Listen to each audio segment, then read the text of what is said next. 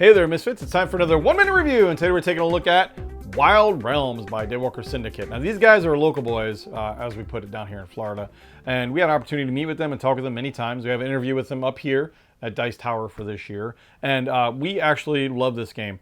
It has a lot of awesome art, has a lot of awesome design, and I'll get down to the nuts and bolts here, but it's a lot of fun. It's a card-based game, and basically you have your own realm. Now, the game is very well produced. We'll get into that later. But you have your own board, and you draw a hand of 5 cards each time. Now, the goal of the game is you need to seal and win these 4 realms. There's a fire, air, water, and land. To do that, you need one of each type of creature. Now, I'm not saying what's on the card necessarily, it's what's in the corner here, because each one has a different symbol, and there's 5 kinds of symbols. And basically, you have to populate your realm, and they could be different colors from the actual realm, with the different symbol creatures. And as long as one of them is a leader, which the leaders are denoted by a little icon in the corner, and you'll see them on various cards, which I don't actually, it's right there. Crown. A little crown right there. So as long as you populate your realm with one of each type of creature and have one with the crown in there, your realm is able to be closed. Once you have it closed, it's done. And once you have all 4 realms closed, you win the game. So boom, done. And you close off the other ones, you're done. However, you know what? It's not going to be that simple, because guess what? There are other people in this game, and they're going to be stopping you. So you're like, okay, well, how do they stop you?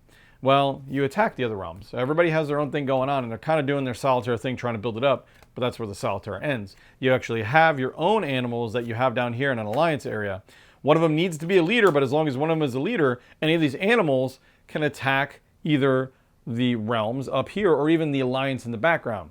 So you basically pick your animal that you want to attack with. It doesn't have to be the leader. As long as the leader is down here, you can attack with any of them.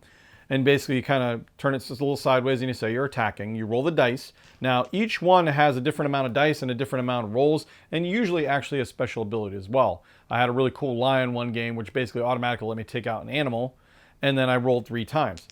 And for each time you roll, you pick one of the numbers, because they need to match the area you're attacking. So say I'm attacking this area with this Barbary monkey. It gives me a roll once of these 3. If the number matches, let's say if this is a 3, I would take out the 3 animal. It takes out all of the same numbers as well, so if there's any identical numbers, it will take out multiples. Not likely to happen, but it does. If you have multiple matching, you have to choose one. You only get 1 hit basically out of this dice roll. Now, if you roll multiple times though, it's like 3 different, it's like each time is a different attack. So if this said roll times 3 on it, I would roll 3 times, and each time I'd roll, if I hit a number that hits the animal goes away. So you're actively kind of trimming each person's realms so that way they don't obviously win. In the meanwhile, you have your own back line to worry about as well, because these are your backup kind of animals. So when people take out your front line, you can switch these animals from the back to the front to kind of fill those spots that are missing, so you could eventually close down all your realms. On top of that, you have a random aspect here of the game where you have a legendary beast. So you basically pull this card out at the beginning of the round. You pull the top card as a deck right here. You flip it over, and then you get a randomary. I love that word. You get a random. I can make up words, right? Is that okay? Yeah, sure. Why not? Totally. It's like I make up animals. But you pull the random legendary creature. This is a marbled polecat, and you basically pick one of the triggers, one of the effects, and it fires off. A lot of times it'll affect all your opponents. Sometimes it affects you as well. It just depends on how devastating the effect is and how bad it is. For example, like this one, any player may discard a rodent or insect from their hand, and all the animals, of course, have little subtitles, so rodents, insects, and draw 4 cards, add to hand, or play to kingdom. So basically you're chucking 1 card of a specific type to draw 4 you can immediately do something with.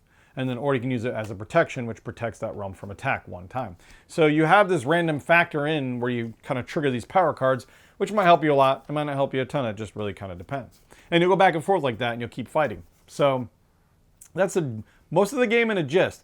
The game plays, it's a lot of fun. It's a lot of fun. You're not only trying to build up your own solitaire lands to kind of seal them off, but you're also engaged in a lot of strategy here, because you're also trying to monitor everybody else's stuff. I kind of said to Tom, it kind of reminds me of a game of Commander for Magic, because what ends up happening in the game is somebody kind of starts getting ahead, so the other people start poking and taking them out. And so you kind of keep everybody in check. That does tend to prolong the game a little bit, but it does add a kind of a self-regulating factor. It doesn't let somebody just run away with the game, which is nice because even if they're getting the right animals, everybody's going to keep smacking them and trimming them down. So there's never really a runaway victory in this game. Although if you're drawing 5 cards and everybody else is drawing 4, don't rub it in. Like, because I'm playing by the rules, you might have a better chance. Just saying.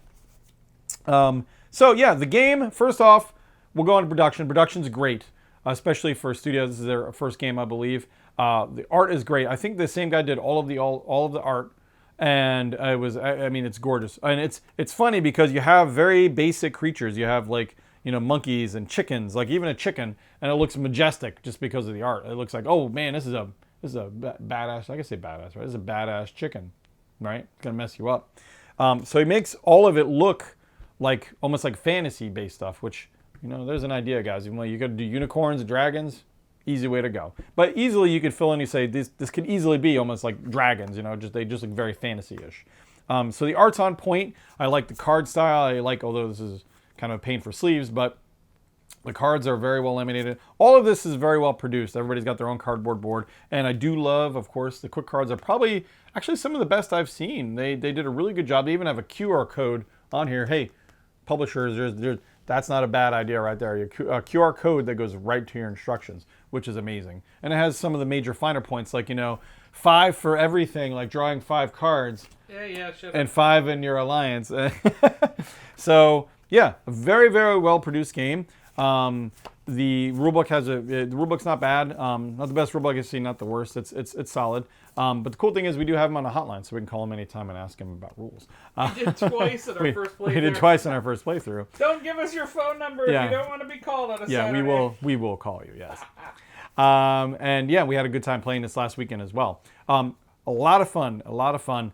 I like the back and forth feel of this game. It plays really well where you have like that strategy aspect, that little bit of randomness aspect. It's just a fun, solid card game. I think it's a great, especially for first server, this is a great game. I give it a 4 salties out of 5 easily. It is a lot of fun.